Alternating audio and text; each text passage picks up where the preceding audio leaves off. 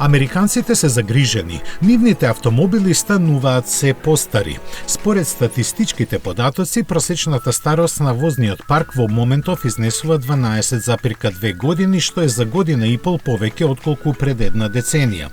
Загрижува и податокот дека автомобилите стареат многу побрзо. Нивната старост сега изнесува 13,1 година за разлика од пикапите и теренците кои во просек се стари 11,6 години.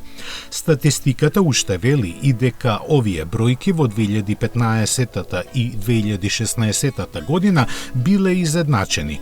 Причините зошто стареат американските возила главно се гледаат во цените и невможноста да се дојде до нов автомобил. Тоа го потврдува и обемот на работата на автоотпадите, каде лани биле однесени 11 милиони возила, додека во 2020 од патиштата биле елиминирани 15 милиони.